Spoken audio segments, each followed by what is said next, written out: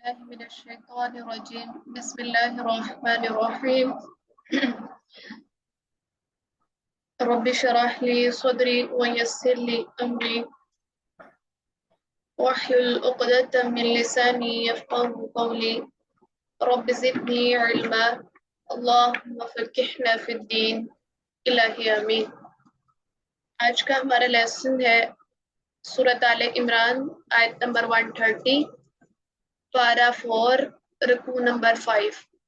یا ایھا الذین اے لوگو آمنو جو ایمان لائے ہو لا تأکلوا نہ تم کھاؤ ربا سود کو اضعافاً کئی گنا مضاعفتاً بڑھا چڑھا کر واتقوا اللہ اور ڈرو اللہ سے لعلکم تاکہ تم تفلحون تم فلاح پا جاؤ۔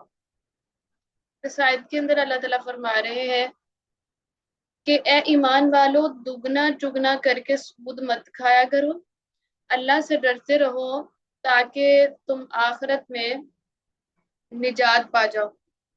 سود کی حرمت جو ہے اس کا ذکر سورۃ البقرہ میں ہم نے پیچھے پڑھا تو وہاں بھی گزرا تھا۔ تو یہ آیت اس سے پہلے کی نازل شدہ ہے جبکہ مسلمانوں کو سود کی قباحتوں سے متعارف کروایا جا رہا ہے اور اس سے نفرت دلانا اور اس کو یکسر چھوڑ دینے کے لیے ذہنوں کو ہموار کرنا مقصد ہے یہاں پر۔ تو اس مقام پر سود کے ذکر کی وجہ مناسبت یہ معلوم ہوتی ہے کہ جنگ احد میں ابتداً جب مسلمانوں کو شکست ہوئی وہ شکست سے دوچار ہوئے تو اس کا بڑا سبب یہ تھا کہ مسلمانوں کا وہ دستہ جو سیدنا عبداللہ بن جبیر کی سرکردگی میں درے کی حفاظت پر مامور تھا، اس نے جو ہے فتح کے آثار دیکھے تو مال کی طمع سے مغلوب ہو گیا وہ، تو اپنے کام کو تکمیل تک پہنچانے کی بجائے عبداللہ بن جبیر نے کیا کیا تو مال غنیمت کی طرف جو ہے نا وہ لپٹا اور اس کو حاصل کرنے کے لیے لوٹنے لگ گیا۔ تو اللہ تعالیٰ نے اس صورتحال کی اصلاح کر کے جو ہے وہ زر پرستی کے سرچشمے پر بند باندھنا ضروری سمجھا ہے کہ سود کا خاصہ یہ ہے کہ وہ سود میں سود خوار جو ہوتا ہے اس میں ہرس ہوتی ہے، لالچ ہوتی ہے، طمع ہوتی ہے، بخل پایا جاتا ہے، ٹھیک ہے، خود غرضی ہوتی ہے، اور پھر اسی طرح یہ ساری صفات جو ہے وہ سود والے بندے کے اندر پائی جاتی ہیں۔ تو سود ادا کرنے والوں میں نفرت، غصہ، بغض اور حسد جیسی صفات پیدا ہو جاتی ہیں۔ تو ایسی صفات میں ایک اسلامی معاشرے کے لیے قاتل کی حیثیت رکھتی ہے۔ تو جہاد کی روح کے یہ منافی بھی ہے سود، تو آخرت میں اخروی عذاب کا سبب بنتی ہے یہ سود۔ تو انہی وجوہات کی بنا پر سود کو مکمل طور پر حرام قرار دے دیا گیا۔ فرمایا یا ایھا الذین آمنو اے ایمان والو تم نہ کھایا کرو سود کئی گنا بڑھا چڑھا کر، اور واتقوا اللہ اور اللہ سے ڈرتے رہا کرو۔ اللہ کا ڈر اور خوف جب تک انسان کے دل میں نہیں ہوگا تو وہ سود کے کام سے نہیں بچ سکتا۔ لعلکم تقوی کا فائدہ کیا ہوگا؟ تم کامیاب ہو جاؤ گے، تمہاری آخرت سنور جائے گی۔ واتقوا النار التی اور ڈرو اس آگ سے التی وہ جو عدت تیار کی گئی ہے للکافرین کافروں کے لیے۔ اس آیت میں اللہ تعالیٰ بتا رہے ہیں کہ اس آگ سے بچ جاؤ جس آگ کو تیار کر دیا گیا ہے کافروں کے لیے، مطلب وہ پہلے سے تیار کر دی جا چکی ہے، ٹھیک ہے۔ تو اور پھر اللہ تعالیٰ اگلی آیت میں فرما رہے وَأَطِیعُوا اللَّهَ وَرَسُولَهُ اور اطاعت کرو اللہ کی، ورسولہ اور رسول کی، لعلکم تاکہ تم ترحمون تم رحم کیے جاؤ۔ اور اللہ اور اس کے رسول کی اطاعت کرو یعنی ان کے طریقوں پر چلو تو تمہیں فائدہ کیا ہوگا؟ اللہ رب العزت کی رحمت تم پر برسے گی، اور اللہ کے احکامات کو اگر تم فالو کرو گے، اللہ کے نبی کے طریقے کو فالو کرو گے تو تمہارے اوپر اللہ کی رحمتیں آئیں گی۔ وَسَارِعُوا إِلَىٰ مَغْفِرَةٍ اور ایک دوسرے سے جلدی کیا کرو किस चीज में? इला मगफिरतिन, तरफ बख्शिश के, मैं रब्बिकुम, तुम्हारे रब की तरफ से जो है, व जन्नतुन, और जन्नत के, अर्जुहा, चौड़ाई जिसकी, यानी उस जन्नत का डिस्क्रिप्शन बता दी गई कि वो जन्नत कितनी बड़ी है। अर्जुहा, उसकी चौड़ाई इतनी ज्यादा है कि वो जिसकी आसमान और जमीन के बराबर है, यानी इसकी चौड़ाई अगर जमीन और आसमान इकट्ठे कर दिए जाए तो इसकी चौड़ाई जन्नत की उसके बराबर बनती है। उइद्दत लिल मुत्तकीन, वो तैयार किसके लिए की गई है? मुत्तकी लोगों के लिए, यानी जो अल्लाह से डरने वाले हैं और अल्लाह से डर कर जिंदगी बसर करते हैं, अल्लाह ने वो जन्नत उन लोगों के लिए तैयार की है। तो इस आयत के अंदर अल्लाह ताला कह रहे हैं कि वसार इला मगफिरतिन, एक दूसरे से सबकत करो, एक दूसरे से जल्दी करो। किस काम में? दुनिया के काम में नहीं, बल्कि मगफरत में, बख्शिश में। यानी हर बंदा अपने आप को दूसरे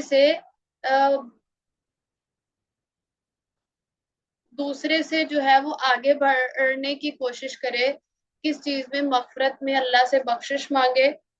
तो अल्लाह की मगफरत की तरफ दौड़ कर जाने का मतलब ये है कि ऐसे काम बिला तखीर किए जाएं, बगैर देर किए, जो अल्लाह की मगफरत का सबब बन सकते हैं। ठीक है? वो तमाम अमाले सालिहा, यानी नेक अमाल, जिस तरह की अल्लाह ताला से इस्तगफार करना बजाते खुद अल्लाह की बख्शिश का बहुत बड़ा सबब है। यानी इंसान अपने जुबान पर हर वक्त अल्लाह का इस्तगफार का जिक्र जारी रखे, अस्तगफिरुल्लाह। ठीक है? अस्तगफिरुल्लाह के लिए किताब और सुन्नत में बहुत सी दुआएं आपको मिल सकती हैं। तो एक दुआए इस्तगफार को रसूल सल्लल्लाहु अलैहि वसल्लम ने सय्यदुल इस्तगफार कहा है। ठीक है? यानी ये इस्तगफार की सरदार है, सय्यदुल इस्तगफार है। आप सल्लल्लाहु अलैहि वसल्लम ने ये इस्तगफार सहाबा कराम को भी सिखाया, और सुबह शाम नमाजों के बाद, सुबह शाम, फजर और शाम की नमाज के बाद ये इस्तगफार पढ़ा करते थे। इस इस्तगफार के अल्फाज ये हैं: अल्लाहुम्मा अंता रब्बी ला इलाहा इल्ला अंता खलक़तनी, ऐ अल्लाह तू ही मेरा रब है और तेरे सिवा कोई माबूद नहीं। अंता खलक़तनी, तूने मुझे पैदा किया। वाना अब्दुका, और मैं तेरा बंदा हूँ। वाना अला अहदिका व वादिका, और मैं तेरे अहद और तेरे वादे पर कायम हूँ। मस्ततातु, अपनी इस्तिताअत के मुताबिक। आऊज़ु बिका मिन शर्रि मा सनाअतु, और मैं पनाह मांगती हूँ तुझसे। सनाअतु अबू लका बिनिअमती अलैया, और मैं तुझसे जो है बुरे पहलू से पनाह मांगती हूँ। मैं आप पर तेरी नेमत का इकरार करती हूँ। व अबू बिज़म्बि फ़ग़फ़िर ली, बस मेरे गुनाहों को बख्श दे। फ़इन्नहु ला यग़फ़िरुज़्ज़ुनूबा इल्ला अंता, अल्लाह तेरे सिवा मेरे गुनाहों को कोई बख्शने वाला नहीं। अब इस दुआ के अंदर सिर्फ लास्ट पर जो है वो अल्लाह ताला से बख्शिश तलब की जा रही है। पहले अल्लाह ताला से आजिज़ी के साथ अल्लाह को कहा जा रहा है, अल्लाह तू मेरा रब है, तूने मुझे पैदा की है, और मैं तेरा बंदा हूँ, तेरा गुलाम हूँ, और तेरे सिवा इबादत के भी कोई लायक नहीं है। तो मैं तेरे अहद की भी पासदारी करता हूँ, और जितनी मेरे अंदर इस्तिताअत है। और फिर इसी तरह जो है वो मैं पनाह मांगता हूँ बुरे कामों से, बुरे पहलुओं से। तो और अपनी नेमत का अपने ऊपर इकरार करता हूँ, और अल्लाह तू मुझे बख्श दे, तेरे सिवा बख्शने वाला कोई भी नहीं है। इल्ला अंता, मगर तू ही। तो ये सय्यदुल इस्तगफार है, ये सुबह शाम के अज़कार में हमें शामिल करना चाहिए। ठीक है? और इसको पढ़ना चाहिए।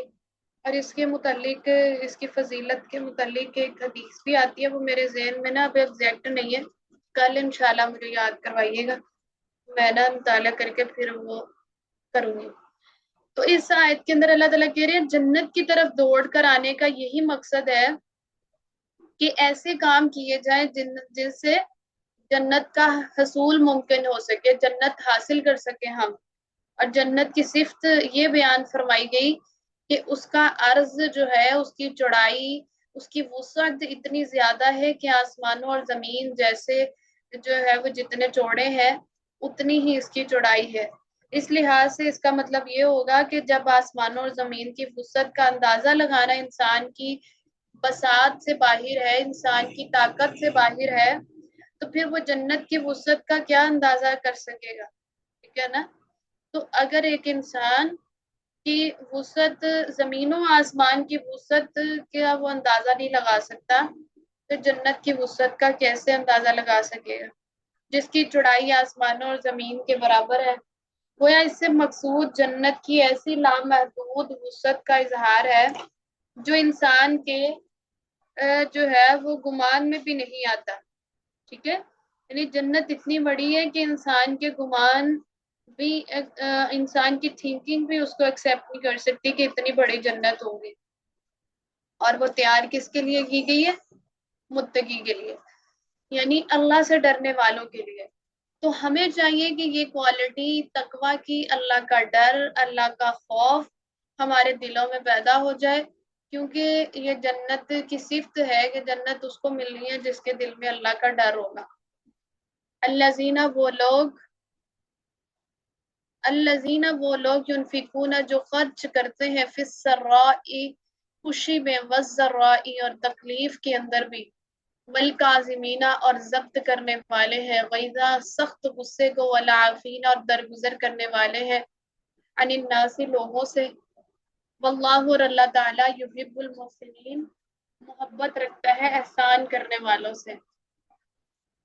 اس آیت میں اللہ تعالیٰ کہہ رہے ہیں اب لوگوں کی کوالٹیز بتائی جا رہی ہیں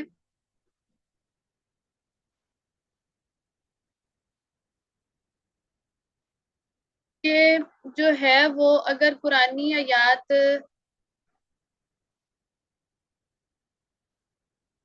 ایک منٹ رہیے جی، اس میں متقین کی اب دوسری صفات کا ذکر کیا جا رہا ہے۔ متقین جو ہوتے ہیں، جو اللہ سے ڈرنے والے ہوتے ہیں، ان کی دوسری صفات ہوتی ہے کہ وہ غصے کو پی جاتے ہیں، والکاظمین الغیظ، اور جب غصہ آتا ہے تو وہ غصے کو پینے والے ہوتے ہیں، سخت غصے کی کیفیت میں لوگوں کو معاف کر دیتے ہیں، والعافین عن الناس۔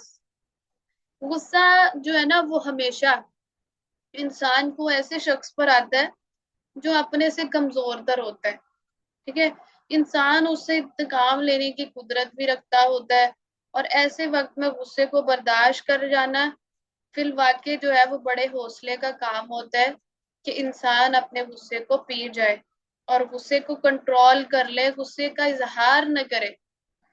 تو اس لیے آپ صلی اللہ علیہ وسلم نے فرمایا تھا کہ بہادر وہ نہیں ہے کہ جو کسی دوسرے کو لڑائی سے پچھاڑ دے، یعنی کسی کے ساتھ لڑائی ہو تو وہ اس کو دور کر کے رکھتے، بلکہ بہادر وہ ہے جو غصے کو برداشت کر جائے۔ اور ایک دفعہ ایک آدمی نے آپ صلی اللہ علیہ وسلم سے عرض کیا، یا رسول اللہ علیہ وسلم مجھے کچھ وصیت کرے، اور آپ صلی اللہ علیہ وسلم نے فرمایا غصہ نہ کیا کرو۔ اس نے بار بار وصیت کی درخواست کی آپ صلی اللہ علیہ وسلم سے، تو آپ صلی اللہ علیہ وسلم نے ہر بار یہی جواب دیتے رہے کہ غصہ نہ کیا کرو، لا تغضب، غصہ نہ کیا کر۔ یہ بخاری کی روایت ہے۔ غصہ پی جانا اور معاف کر دینا جو ہے نا، یہ دو الگ الگ سٹیجز ہیں۔ یہ ممکن ہے کہ کوئی شخص وقتی طور پر تو غصہ جو ہے وہ پی جائے، لیکن دل میں بات رکھے ہوئے ہو، اور پھر کسی وقت اس سے انتقام لے کر جو ہے وہ اپنے غصے کی جو ہے وہ قصور اس کا معاف نہ کرے اور اس کا انتقام لے لے اپنے غصے کا، تو گویا غصہ پی جانے کے بعد قصوروار کو معاف کر دینا ایک الگ اعلیٰ صفت ہے۔ ٹھیک ہے، متقین کی۔ ایسے ہی نیکوکار لوگوں سے اللہ محبت رکھتا ہے جن میں یہ دونوں باتیں پائی جاتی ہیں۔ اب ایک شخص جو ہے وہ اگر آپ کے ساتھ جھگڑ رہا ہے، آپ کو غصہ آ رہا ہے کہ میرے ساتھ جھگڑ رہا ہے، میرے ساتھ بدتمیزی کر رہا ہے، اور آپ جو ہے وہ آگے سے آپ بھی آرگیو کرے جا رہے ہیں، ٹھیک ہے، تو اب ایک بندے کو تو اخلاق کا مظاہرہ کرنا پڑے گا، ورنہ تو یہ اس آیت پر عمل ہی نہیں ہوگا۔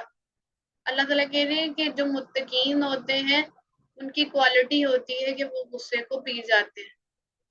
اور یہ غصہ جو ہے نا وہ دراصل شیطان چاہتا ہے کہ ہم آپس میں لڑیں جھگڑیں، اتحاد اتفاق نہ رہے ہمارے گھروں میں اندر، جھگڑے ہوں. تو جو شیطان ہے نا وہ کس سے بنے؟ آگ سے بنے. تو یہ غصہ بھی جو ہوتا ہے نا شیطان کی طرف سے ہوتا ہے. اور جب انسان کو غصہ آئے تو اس کو کچھ کام کرنے چاہیے، جس طرح کہ اگر انسان کو غصہ آئے تو وہ پانی پی لے، اگر وہ کھڑا ہے تو بیٹھ جائے، اپنی پوزیشن چینج کر لے، لیٹا ہے تو بیٹھ جائے. ٹھیک ہے.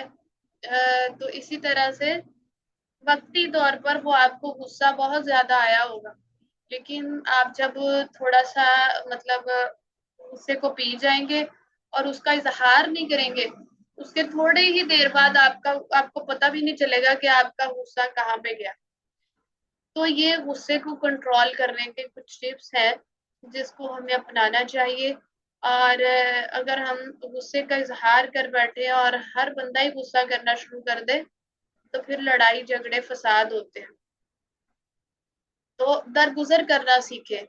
اگر کسی نے آپ سے زیادتی کر بھی لی ہے تو یہ نہیں کہ میں نے ہر معاملے کا بدلہ لے کے رہنا ہے، یہ ہوتی کون ہے مجھے یہ ایسے کہنے والی، اور اس نے مجھے ایسے میرے سے جھگڑا کیوں کیا، مجھے یہ اس نے ایسے کلمات کیوں کہے، تو میں اس کو اب دیکھنا اس کو جو ہے وہ میں اس کو بہت کچھ کہوں گی. تو یہ پھر درگزر والا معاملہ تھوڑی ہوا کہ انسان سارا کچھ بول چال کے پھر کہے کہ میں درگزر کرتی ہوں، اور یہ حسن اخلاق بھی نہیں رہا. اخلاق کا تو وہاں پہ پتہ چلتا ہے نا جب انسان ایک سامنے والا کا رویہ مطلب ٹھیک نہیں ہے اور جو دوسرا شخص ہے وہ جو ہے وہ اس کے ساتھ مطلب اعلی اخلاق کا مظاہرہ کرے اور اس کے ساتھ آرگیو نہ کرے بلکہ وہ خاموش ہو جائے، نرمی کا مظاہرہ کرے. تو اگر وہ بھی لڑنا شروع ہو جائے گا، وہ بھی سختی میں آ جائے گا، وہ بھی غصے میں آ جائے گا، تو اس طرح تو اخلاق بہت دور ہو گیا. اخلاق کا تو وہی پتہ چلے گا جہاں پر آپ سامنے والا آپ کے ساتھ برا ہے، برے کے ساتھ آپ اچھا کریں گے تو پھر اخلاق کا پتہ چلے گا. اچھے کے ساتھ اچھے بن کے دکھاتے ہیں ہم تو وہاں پہ تو اخلاق کا پتہ نہیں چلتا. اچھے کے ساتھ تو ہر کوئی اچھا ہو جاتا ہے. جہاں برا ہو انسان وہاں پر ہمیں اچھا بننا چاہیے. اور اخلاق کے متعلق آتی ہے نبی صلی اللہ علیہ وسلم نے فرمایا کہ قیامت کے دن سب سے جو ہیوی نیکیاں ہوں گی ترازو میں وہ حسن اخلاق کی نیکیاں سب سے زیادہ بھاری ہوں گی. تمام اعمال کی نیکیاں ایک سائڈ پہ ہوں گی لیکن حسن اخلاق کی نیکیاں زیادہ ہیوی ہوں گی. تو اللہ کے نبی اخلاق کا بہترین نمونہ تھے. ٹھیک ہے. آپ نے دشمنوں کے ساتھ بھی اعلی اخلاق کا مظاہرہ کر کے دکھایا. اللہ کے نبی کو انہوں نے لہو لہان کر دیا، آپ کو پتھر مارے طائف والوں نے، لیکن آپ صلی اللہ علیہ وسلم نے ان سے بدلہ نہیں لیا اور آپ صلی اللہ علیہ وسلم نے ان کے ساتھ بھی اعلی اخلاق کا مظاہرہ کیا. تو اللہ تعالیٰ کہتے ہیں واللہ یحب المحسنین. یہ احسان کا لیول اگر ہمارے اندر ہوگا تو اللہ تعالیٰ کہتے ہیں احسان ہوتا کیا ہے؟ احسان یہی ہے نا کہ کوئی ہمارے ساتھ برا کرے تو ہم اس کے ساتھ اچھا کریں. تو یہ ہے احسان کا لیول. واللہ یحب المحسنین. اللہ پھر احسان کرنے والوں سے محبت کیا کرتا ہے. والذین. اور وہ لوگ جو اذا فعلوا. جب کرتے ہیں فاحشۃ. کوئی بے حیائی. او ظلموا. جب وہ ظلم کرتے ہیں انفسہم. اپنی جانوں پر. ذکر اللہ. وہ یاد کرتے ہیں اللہ کو. فاستغفروا. بس معافی مانگتے ہیں لذنوبہم. اپنے گناہوں کے لیے. ومن یغفر الذنوب. اور کون ہے جو بخش دے گا گناہوں کو الا اللہ. سوائے اللہ کے. ولم. اور نہیں. یسروا. وہ اصرار کرتے علی. اوپر اس کے. ما فعلوا. جو انہوں نے کیا. وہم یعلمون. جبکہ وہ جانتے بھی ہیں. اب اس آیت کے اندر اللہ تعالیٰ کہہ رہے ہیں کہ وہ لوگ جب وہ کرتے ہیں کوئی بے حیائی کا کام تو یہاں وہ اپنے اوپر ظلم کر بیٹھتے ہیں تو ذکر اللہ. اللہ کو وہ یاد بھی کرتے ہیں، اپنے گناہوں کی معافی مانگتے ہیں، ان کو مطلب شرمندگی ہوتی ہے کہ ہم نے یہ غلط کیا. ومن یغفر الذنوب الا اللہ.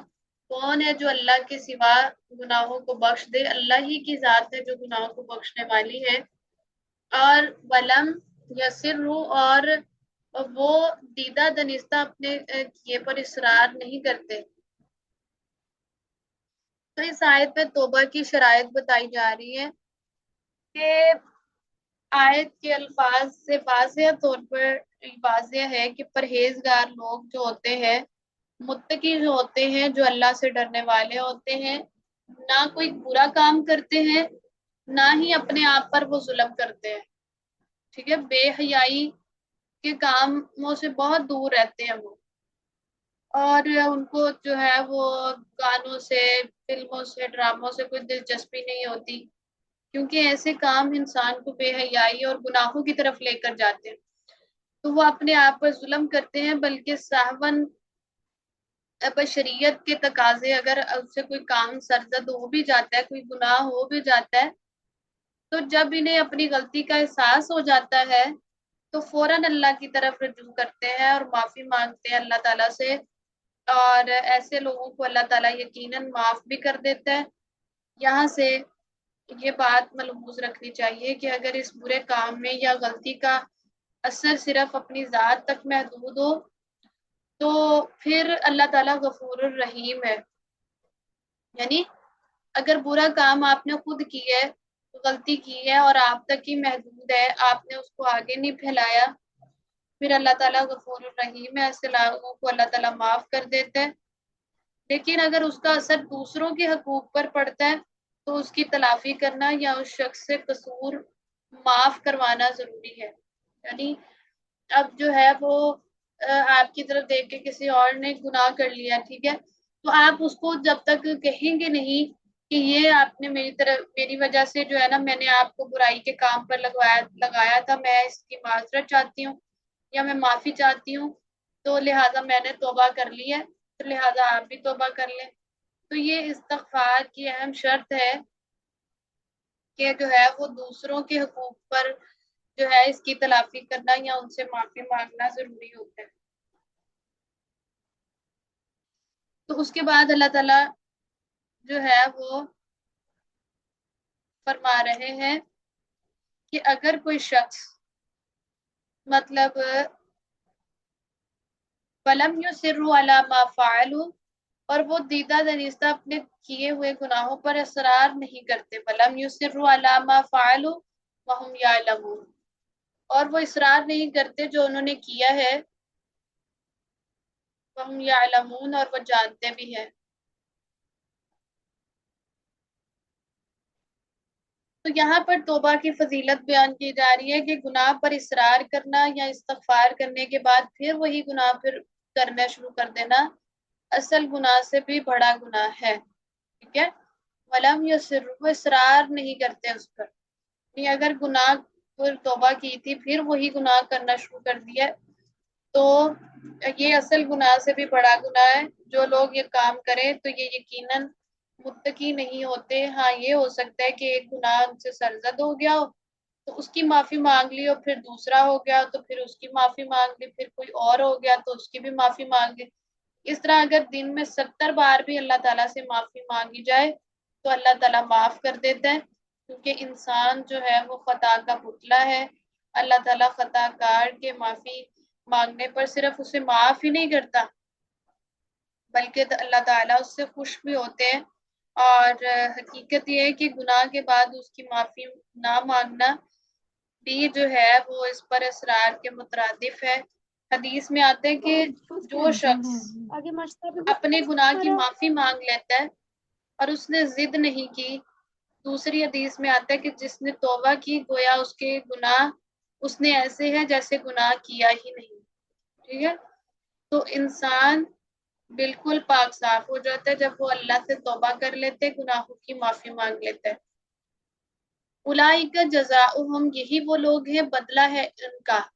کون سے لوگ؟ جن کا پیچھے یہ ساری صفات کا ذکر کیا ہم نے کہ وہ غصے کو پینے والے ہوتے ہیں، خرچ کرنے والے ہوتے ہیں، خوشحالی میں بھی تنگ دستی میں بھی، تو اور پھر اسی طرح بے حیائی کے کاموں سے دور رہتے ہیں. اگر کوئی کام سرزد ہو بھی جائے تو اللہ سے توبہ کرتے ہیں.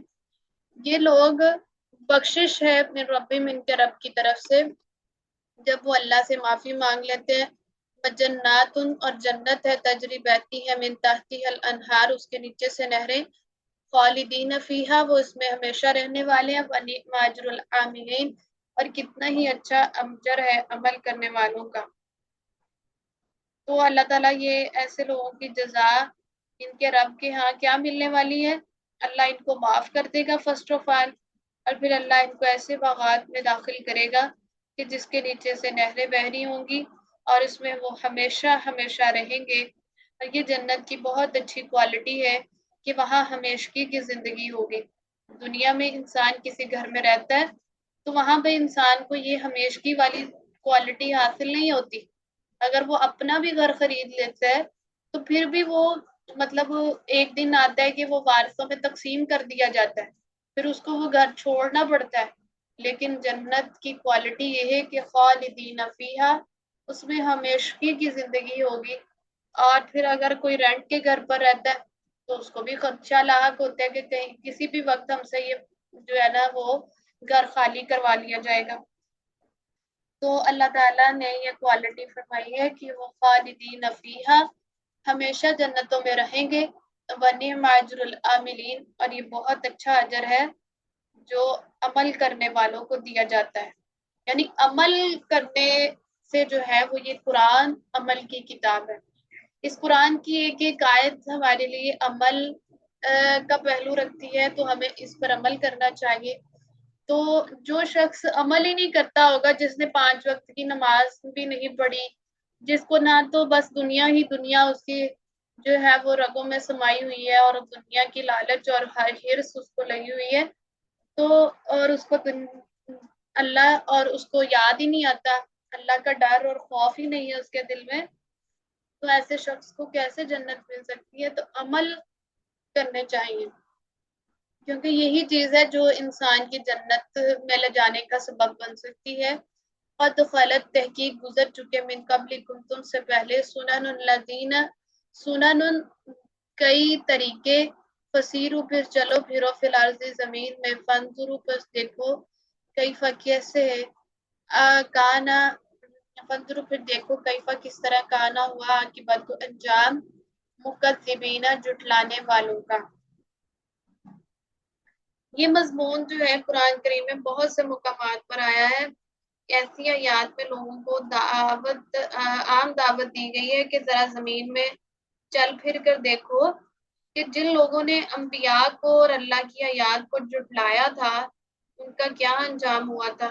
ان کی انجام کی تفصیل بھی قرآن میں متعدد مقامات پر گزر چکی ہے کہ مثلا قوم عاد کا کیا حشر ہوا تھا، قوم سمود کا کیا حشر ہوا، قوم نوح، اصحاب مدین، اصحاب ہجر، قوم سبا وغیرہ کا کیا حشر ہوا۔ اس طرح بعض اشخاص کا تو قرآن میں نام لے کر ذکر بھی کیا گیا ہے، مثلا فرعون اور آل فرعون کا کیا حشر ہوا۔ اور اس مضمون کی شرعی حیثیت میں جو ہے وہ اللہ تعالیٰ کہتے ہیں کہ یہ دیکھو تم چل پھر کر کہ کس طرح اللہ تعالیٰ نے ان کے ساتھ جو ہے وہ پیچھے لوگ کیسے گزر چکے تھے۔ تو جن لوگوں یا قوموں یا پر انبیاء اور آیات الہی کو جھٹلانے کی وجہ سے عذاب آیا تھا، تو اس سے تمہیں عبرت حاصل کرنی چاہیے کہ ایسے سب واقعات سے کہ اللہ تعالیٰ کی جو عادت جاریہ معلوم ہے کہ جب کوئی قوم اللہ کی نافرمانی کی انتہا کو پہنچ جاتی ہے، گناہوں میں ڈوب چکی ہوتی ہے، اور پھر اللہ کے جو ہے وہ اللہ تعالیٰ اس پر ایسا عذاب نازل کرتے ہیں کہ اللہ اس کو تباہ و برباد کر کے رکھ دیتے ہیں، اس کا نام اس صفحہ ہستی سے مٹا دیتے ہیں اور اس کا نام و نشان بھی باقی نہیں رہتا۔ تو یہ اللہ کی ایسی سنت ہے جو پوری ہو کے رہتی ہے۔ فانظروا کیف کان عاقبۃ المکذبین پھر دیکھو کہ کس طرح انجام ہوا تھا جھٹلانے والوں کا، جنہوں نے قرآن کو، اللہ کی آیات کو جھٹلا دیا، اور جو نبی ان کو بعد احکامات دیتے تھے وہ نہیں مانتے تھے۔ تو آج اگر ہم بھی قرآن کو نہیں مانیں گے، قرآن کو جھٹلا دیں گے، تو ہمارا بھی انجام ان جیسا ہونے والا ہے اگر ہم اس قرآن پر عمل نہیں کریں گے۔ تو اللہ تعالیٰ کہہ رہے ہیں اس معاملے میں تمہیں محتاط رہنا چاہیے اور تمہیں اچھے عمل کرنے چاہیے۔ ھذا بیان للناس یہ ایک بیان ہے لوگوں کے لیے، وہدن اور ہدایت ہے، وموعظۃ اور نصیحت ہے، للمتقین متقی لوگوں کے لیے۔ تو الگ الگ یعنی یہ واقعات لوگوں کے لیے کھلی تنبیہ ہے، وارننگ ہے، ڈرانے والوں کے لیے ہدایت بھی ہے اور نصیحت بھی ہے۔ یعنی ایسے واقعات عام لوگوں کے لیے ایک تاریخی بیان کی حیثیت رکھتے ہیں کہ جن لوگوں کے دلوں میں اللہ کا ڈر نہیں ہوتا، وہ یہی کہنے پر اکتفا کر لیتے ہیں کہ مختلف تہذیبیں بنتی ہیں اور مٹتی ہیں اور پھر نہیں آ جاتی ہیں، تو جو ہے وہ سوچنے کی یہ زحمت گوارا نہیں کرتے ہم کہ یہ تہذیبیں بن کیسے جاتی ہیں، بگڑتی کیوں ہیں۔ قرآن نے ان سوال کا جواب یہ دیا کہ کوئی قوم اس دنیا میں ایسے ہی نہیں آ جاتی جہاں اللہ کا پیغمبر مبعوث نہ ہوا ہو۔ پھر جب کوئی قوم اپنے پیغمبر کی تعلیمات پر عمل پیرا نہیں ہوتی تو اس کے عروج کا زمانہ جو ہوتا ہے، تو یہ اس کے عروج کا زمانہ ہوتا ہے جب وہ کوئی قوم اپنے پیغمبر کی بات کو مانتی ہے۔ جب یہی قوم عیش و عشرت اور فحاشی اور بے حیائی کے کاموں میں، نافرمانی کے کاموں میں مبتلا ہو جاتی ہے، تو پھر اس کا عروج جو ہے وہ ختم ہو جاتا ہے اور پھر جو ہے وہ اس پر زوال آنا شروع ہو جاتا ہے، وہ گناہوں میں بہت زیادہ ڈوب جاتے ہیں، تو اللہ انہیں تباہ و برباد کر دیتے کسی ایسے عذاب میں۔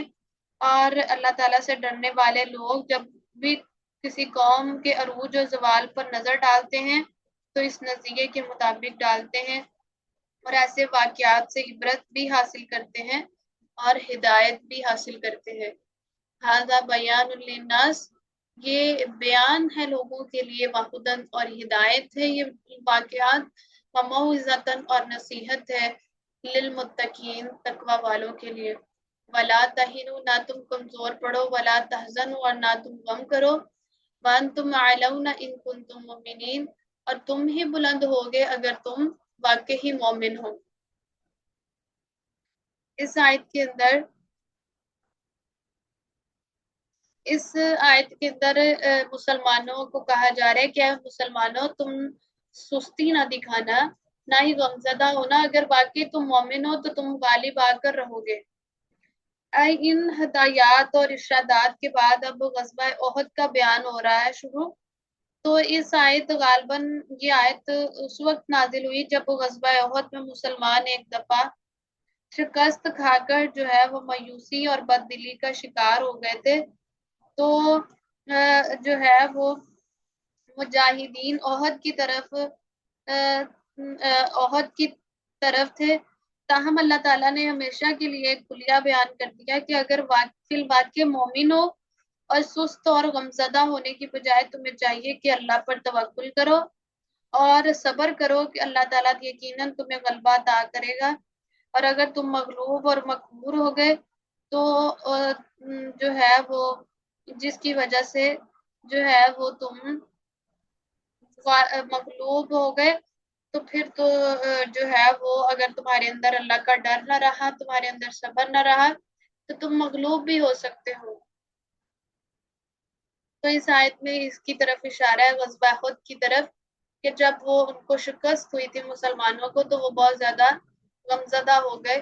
ان یمسسکم کرہن، اگر پہنچا ہے تمہیں کوئی زخم، فقط تحقیق مسا پہنچ چکا قوم اس قوم کو، کرہن زخم، مثلہ مانند اس کے، یعنی اس قوم کو بھی زخم پہنچے تھے مانند اس کے، وہ دل کا، اور یہ یامن دن ہے، نداولھا پھیرتے رہتے ہیں انہیں بین الناس لوگوں کے درمیان، ولیعلم تاکہ جان لے اللہ تعالیٰ ان الذین ان کو جنہوں نے آمن ایمان لائے، ویتخذ اور وہ بنا لے منکم تم میں سے شہداء گواہ، واللہ اور اللہ تعالیٰ لا یحب الظالمین نہیں محبت کرتا ظالموں سے۔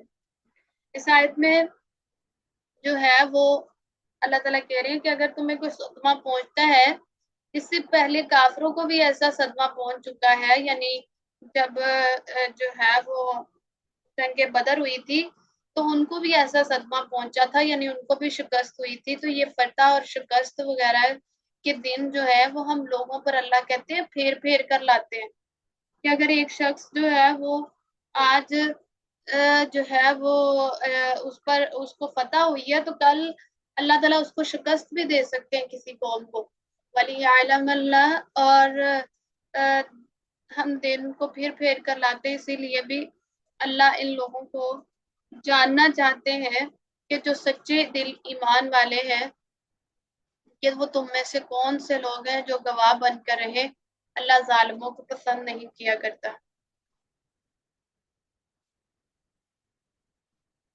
تو یہاں پر جنگ بدر میں کافروں کو اس سے بھی زیادہ صدمہ پہنچا تھا، اور یہ ان کو اتنا زیادہ صدمہ پہنچا تھا کہ کافروں کے 70 سردار جو تھے وہ قتل ہوئے تھے اور 70 ہی گرفتار کر دیے گئے تھے جب جنگ بدر ہوئی. اور جب غزوہ احد میں جو ہے نا مسلمانوں کے جو ہے 70 مسلمان جو تھے وہ شہید ہو گئے تھے، اور اللہ کے فضل و کرم سے کہ مسلمانوں کا ایک آدمی بھی گرفتار نہیں ہوا تھا. ٹھیک ہے، یعنی شہید ہو گئے تھے لیکن گرفتار نہیں ہوا تھا، اور کافروں کے 70 قتل بھی ہوئے اور 70 گرفتار بھی ہوئے. تو میدان بلا آخر میدان جو تھا وہ مسلمان کے ہاتھ میں رہا، اور قریش مکہ جو تھے یہ ان کو جو ہے وہ مایوس ہونا پڑا. تو اس آیت کے اندر جو ہے وہ شکستہ دل مسلمانوں کو ڈھارس بندائی جا رہی ہے کہ پھر اس شکست کے بعد حکمتیں بھی بیان کی جا رہی ہیں. ان میں سے ایک یہ ہے کہ خوشی اور غمی، فتح، شکست، کامرانی اور ناکامی، خوشحالی اور تنگ دستی ایسی چیزیں ہیں جو لوگوں میں ہر کسی کو پیش آتی رہتی. تو اس لیے مسلمانوں کو وقتی طور پر شکست تو ہوئی، تو غمزدہ اور بد دل ہونے کی کوئی وجہ نہیں. انہیں کافروں کی طرف دیکھنا چاہیے کہ جو میدان بدر میں پوری طرح مار کھانے کی باوجود پھر سے نئے عزم کے ساتھ باطل کی حمیت میں لڑنے آ گئے تھے. تو دوسری حکمت اس میں یہ بیان کی جا رہی ہے کہ اس غزوہ میں یہ ہے کہ سچے مومنوں اور منافقوں میں جو اللہ نے فرق واضح کر دیا تھا کہ کون سچا ہے اور کون جھوٹا ہے، جسے تم لوگ اپنی آنکھوں سے دیکھ رہے تھے. اور وَيَتَّخِذَ مِنكُمْ شُهَدَاءَ، اور وہ بنا لے تم میں سے گواہ. کا دوسرا مطلب یہ بھی ہو سکتا ہے کہ تم میں سے کچھ لوگوں کو شہادت کا درجہ نصیب ہوا تھا اس جنگ میں. واللہ لا يحب الظالمین، اور اللہ ظالموں کو پسند نہیں کرتا. ظالم لوگوں سے مراد وہی منافقوں کی جماعت ہے جو عبداللہ بن ابی کے ساتھ واپس چلے گئی تھی، اور جس موقع پر مسلمانوں کو شکست ہوئی یہ لوگ مسلمانوں میں بددلی پھیلانے میں پیش تھے. تو اللہ تعالیٰ کہتے ہیں وَلِيُمَحِّصَ اللَّهُ، اللہ تعالیٰ خالص کرنا چاہتا تھا الذین، ان لوگوں کو، آمنوا جو ایمان لائے، وَيَمْحَقَ الْكَافِرِينَ، اور مٹانا چاہتا تھا کافروں کو، یعنی کافروں کو اور مومنوں کو علیحدہ کرنا چاہتا تھا کہ تاکہ اس جنگ سے معلوم ہو جائے کہ مومن کون ہے اور کافر کون ہے. ام حسبتم ان تدخلوا الجنۃ، کیا تم نے گمان کر رکھا ہے کہ تم ایسے ہی داخل کر دیے جاؤ گے جنت پہ. وَلَمَّا يَعْلَمِ اللَّهُ، اور حالانکہ ابھی تک نہیں جانا اللہ نے، الذین، انہیں جنہوں نے جاہدوا جہاد کیا، منکم تم میں سے، وَيَعْلَمَ الصَّابِرِينَ، اور تم میں سے، تاکہ وہ جان لے صابرین، صبر کرنے والوں کو. اللہ تعالیٰ اس آیت کے اندر کہہ رہے ہیں کہ جو ہے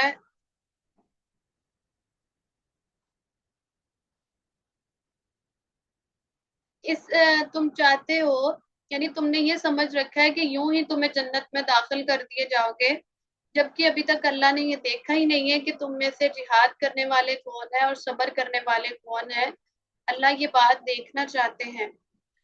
تو جہاد کے ذریعے اللہ تعالیٰ مومنوں کو ٹیسٹ کر رہے ہیں، مومنوں کو امتحان لے رہے ہیں کہ جنت کے جن اعلیٰ درجات اور مقامات پر اللہ تعالیٰ تمہیں پہنچانا چاہتا ہے، کیا تمہارا یہ خیال ہے کہ بس یوں ہی بیٹھے بیٹھے آرام سے وہاں پہ پہنچ جاؤ گے؟ آج ہم بھی یہی سمجھتے ہیں نا، عمل وغیرہ کوئی کرے نہ کرے، جنت تو ہماری پکی ہے کیونکہ ہم نبی صلی اللہ علیہ وسلم کی امتی ہیں اور ہم نے جنت میں جانا ہے. تو یوں بیٹھے بیٹھے آرام سے جنت نہیں ملا کرتی، اس کے لیے کچھ جہاد جوہد سے نکلا ہے. جوہد مطلب ایفرٹ کو کہتے ہیں، کوشش، ہر وہ کوشش جو دین کے لیے کی جائے اس کو جہاد کہا جاتا ہے. تو اللہ تعالیٰ تمہارا امتحان لے رہے ہیں کہ یہ نہ دیکھے گا کہ جہاد میں حصہ لینے والے اور اس میں ثابت قدم رہنے والے کون کون ہیں، اور جنت کے بلند درجات پر تو وہی لوگ فائز ہوں گے جو اللہ کی راہ میں ہر طرح کی سختیاں جھیلنے اور قربانیاں پیش کرنے کے لیے تیار ہوں گے۔ یہاں بھی اللہ کے دیکھنے یا جاننے سے یہی مراد ہے جو پچھلی آیت میں مذکور ہے کہ وَيَتَّخِذَ مِنكُمْ شُهَدَاءَ، کہ اللہ تعالیٰ تمہیں شہادت کا مرتبہ دینا چاہتے ہیں، اور مسلمانوں کی پوری جماعت جو ہے وہ اللہ تعالیٰ یہ مخاطب کر رہے ہیں کہ تمہیں کچھ ایفرٹس کرنی چاہیے دین کے لیے، اور پھر یہ ایسا نہ ہو کہ تم صرف دنیا ہی دنیا کما کر چلے جاؤ اور دین کے لیے تم کوشش کوئی نہ کی ہو۔ تو اللہ تعالیٰ کہہ رہے ہیں، اللہ کویسچن کر رہے ہیں، ام حسبتم ان تدخلوا الجنت، تم نے گمان کر رکھا ہے کہ تمہیں ایسے ہی بیٹھے بیٹھے ہی تم کوئی عمل بھی نہ کرو، نمازیں بھی نہ پڑھو، دین کے لیے ایفرٹ بھی نہ کرو، قرآن بھی نہ پڑھو، تم ایسے ہی جنت میں داخل کر دیے جاؤ گے؟ جنت حاصل کرنا اتنی آسان نہیں ہے۔ جنت حاصل کرنے کے لیے صحابہ کرام نے، انبیاء کرام نے بہت ساری قربانیاں اور مصیبتیں اور تلخیاں برداشت کی تھی، پھر ان کو دنیا میں اللہ نے جنت کے سرٹیفکیٹس دے دیے تھے اور جنت کی بشارتیں دنیا میں ہی دی تھی۔ وَلَقَدْ الْبَتَّةَ، اور اس کے بارے میں آتا ہے کہ مکی دور میں مسلمانوں پر جو ہے نا جو ہے مسلمانوں پر قریش مکہ کی طرف سے بے پناہ جو ہے نا وہ ظلم ڈھائے گئے جا رہے تھے، اور سیدنا خبیب بن نرد ان مصائب سے کچھ گھبرا سے گئے اور چاہا کہ جا کر رسول صلی اللہ علیہ وسلم سے دریافت فرمائے، یعنی پوچھے کہ جس وقت کی آپ بشارت سناتے ہیں وہ کب آئے گی۔ یعنی صحابہ کرام اتنے مطلب تنگ آ چکے تھے مصائب سے کہ اللہ کے نبی جو آپ ہمیں بشارتیں سناتے ہیں جنت کی وہ کب ملیں گی ہمیں۔ تو وہ خود راوی چنانچہ وہ خود راوی ہیں، اور میں رسول صلی اللہ علیہ وسلم کے پاس آیا، اور اس وقت آپ صلی اللہ علیہ وسلم کعبہ کے سائے میں ایک چادر پر تکیہ لگائے بیٹھے تھے۔ اس زمانے میں ہم مشرک لوگوں سے سخت تکلیفیں اٹھا رہے تھے، میں نے آپ صلی اللہ علیہ وسلم سے عرض کیا، آپ اللہ تعالیٰ سے ان مشرکوں کے لیے بد دعا کیوں نہیں کرتے؟ یہ سنتے ہی آپ صلی اللہ علیہ وسلم جو ہے وہ تکیہ چھوڑ کر سیدھے بیٹھ گئے، اور آپ صلی اللہ علیہ وسلم کا چہرہ غصے سے سرخ ہو گیا اور فرمایا، تم سے پہلے ایسے لوگ گزر چکے ہیں جن کے گوشت اور پٹھوں میں ہڈیوں تک لوہے کی جو ہے وہ گھنٹیاں چلائی گئی، اور یعنی لوہے کے وہ ان کے جسموں کے اندر اس کو چلایا گیا، مگر وہ اپنے سچے دین سے بھی نہیں پھرتے تھے، اور آرا ان کے سر کے درمیان رکھ کر ان کو چلا دیا جاتا اور ان کے دو ٹکڑے کر دیے جاتے، مگر وہ سچے دین سے نہیں پھرتے تھے۔ یعنی اتنا ان کا ایمان مضبوط تھا اور وہ اللہ کے دین سے اتنی محبت کرنے والے تھے۔ اللہ ایک دن اس کام کو ضرور پورا کرے گا، اور یہ بخاری کی روایت ہے۔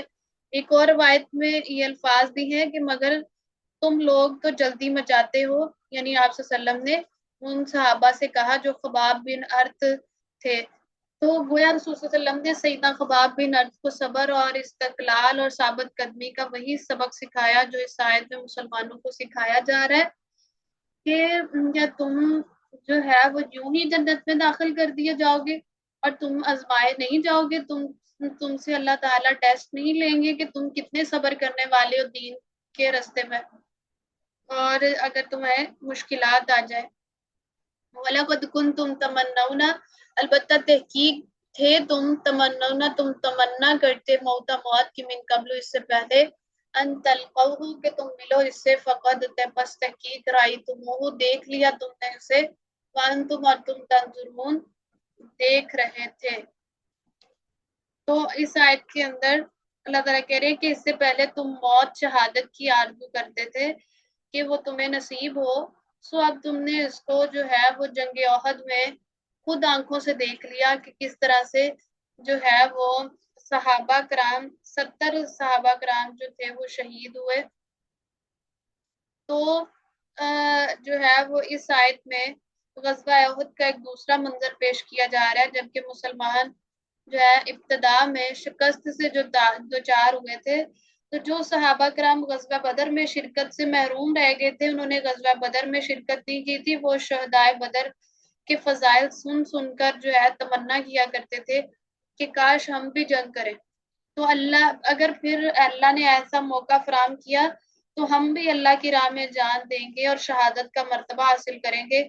تو مشورے کے وقت ایسے ہی صحابہ کرام نے زور دیا تھا کہ جنگ مدینہ سے باہر کھلے میدان میں لڑنی چاہیے، لیکن جب شکست ہوئی تو ایسے صحابہ میں سے کچھ لوگ جو ہے وہ باغ نکلے، اور اس آیت میں انہیں لوگوں سے خطاب ہے، انہی لوگوں سے خطاب ہے جو مطلب ڈگمگا گئے تھے اور جو بھاگ گئے تھے کہ جو چیز تم چاہتے تھے وہ تمہیں پیش آئی، اب پیچھے ہٹنے لگے ہو، اس کا کیا مطلب ہے؟ تو اسی سلسلے میں ایک حدیث میں آپ صلی اللہ علیہ وسلم نے فرمایا کہ دشمن سے مٹ ویر کی تمنا مت کرو، یعنی تم جنگ کی تمنا نہ کرو، جب جنگ کا موقع آ جائے تو پھر تمہیں چاہیے کہ تم ثابت قدمی اختیار کرو، ٹھیک ہے؟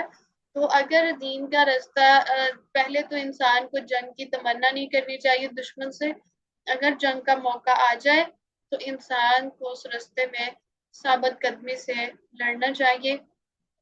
تو اللہ رب العزت سے دعا ہے کہ اللہ تعالیٰ ہمارے اندر تقوی کی کوالٹی پیدا کر دے، جس کے بدلے میں اللہ تعالیٰ کہتے ہیں کہ وہ متقین کے لیے اعدت للمتقین، متقیوں کے لیے جنت تیار کر دی گئی ہے۔